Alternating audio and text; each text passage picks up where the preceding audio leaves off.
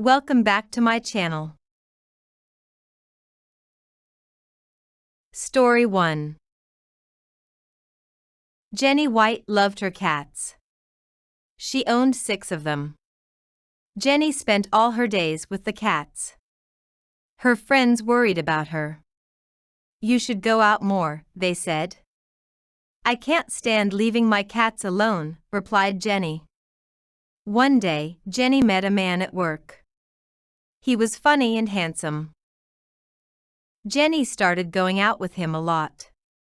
She thought he was perfect. Jenny invited him to her house. She was very excited. "He's going to love my cats," she thought. The man walked into her house. He started sneezing. He couldn't breathe. He was allergic to cats. "I hate cats," he screamed. Story 2. Ms. Jackson's car broke down. She took it to the car shop. It had to stay there for 1 week. Ms. Jackson needed a car. She had to get to work somehow. "You can take the bus," said her friend. Ms. Jackson had never taken the bus. She was scared of it. She thought she would get lost. "I've even heard of people getting robbed on buses," she said. "You'll be fine," said her friend. Ms. Jackson got on the bus. It was not very scary.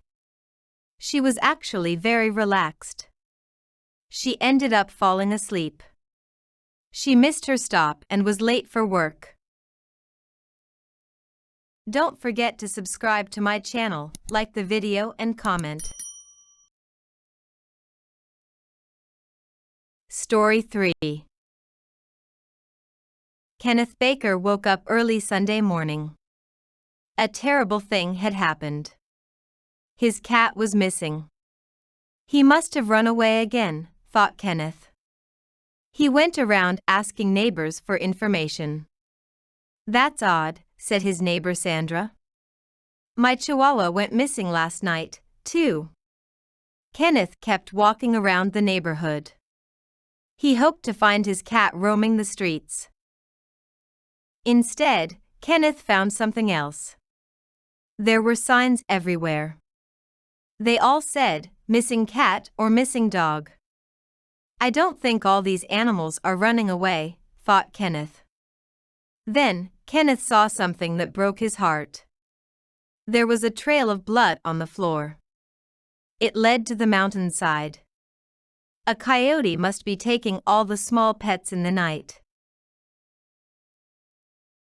Story 4. Lisa Adams was going out with friends. She was about to walk out of the house. Her mom stopped her.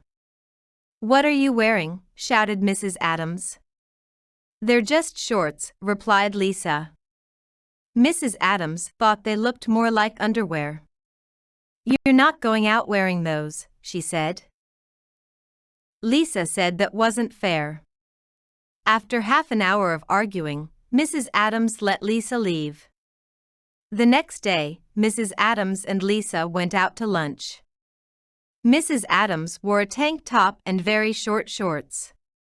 "What are you wearing?" shouted Lisa. She was embarrassed to walk around with her mom showing her butt. "They're just shorts," replied Mrs. Adams. Story 5. Kevin Turner wanted to get a tattoo. He couldn't wait to get his first one. Tattoos are expensive. Kevin couldn't afford to go to a professional. "Don't worry," said his friend. "I know a guy who will do it for free." Kevin wasn't sure that was safe. He agreed to it anyways. Kevin asked the tattooist to draw a rose on his arm. The tattoo hurt a lot. Kevin couldn't take the pain. He shut his eyes tightly. He did not open them until the tattoo was finished. "What is that?" yelled Kevin. "It's a rose," said the tattooist. It looked more like a rock to Kevin. He never got a free tattoo again. Story 6. Helen Young was an unlucky woman. So many bad things happened to her. She was always getting into accidents. None of them were her fault. 1 year ago, there was a small earthquake. It caused a telephone pole to crack. The pole landed on top of Helen's car. Another time, there was a small storm. Helen loves the rain. She walked outside to enjoy it. She was struck by lightning within 1 minute. Everyone laughed at Helen's bad luck. One day, that all changed. Helen tripped on the sidewalk. She found a lottery ticket laying on the ground. It had the winning numbers. Helen was now an unlucky millionaire. Don't forget to subscribe to my channel, like the video and comment. Story 7. George Hernandez had two best friends. They had been friends since elementary school. Now, they were all grown up. George was moving away to a university. Stephen was starting a family in another city. Charles got a job in another state. They had to say goodbye. George didn't want them to ever forget each other. "Let's make a time capsule," he said. They all went home. They looked for things that held memories of their being together. They found old toys, pictures, and CDs. They put them in a box. Then they buried the box in a park. The boys promised to get together in 10 years.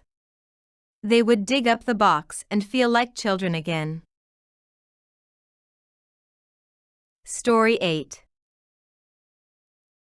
Betty Scott got big news. Her only son was going to have a baby. "I'm finally going to be a grandma," she thought. Betty was very excited. She couldn't wait for the baby to arrive. "I need to get the baby something special," Betty said. She decided to make a blanket. She would knit it herself. Betty was an elderly woman.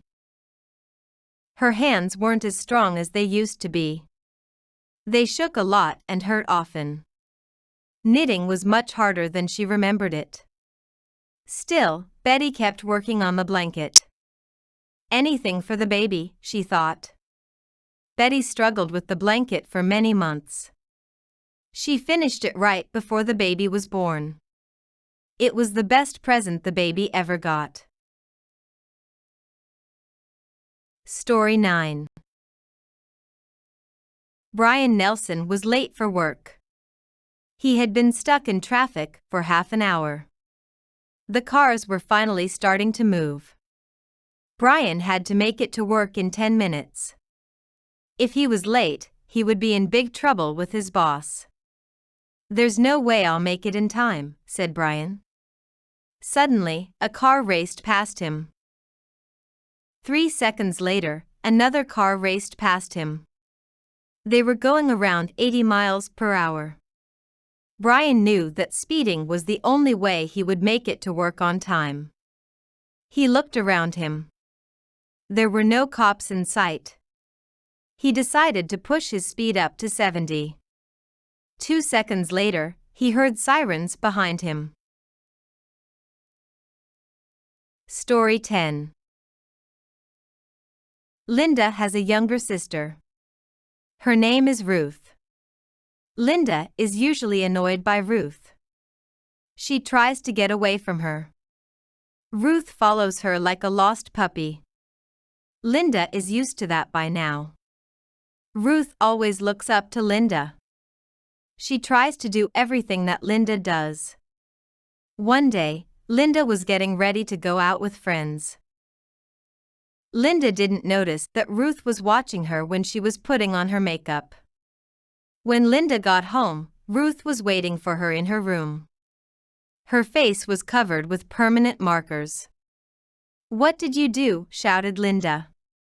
I painted my face like you, answered Ruth.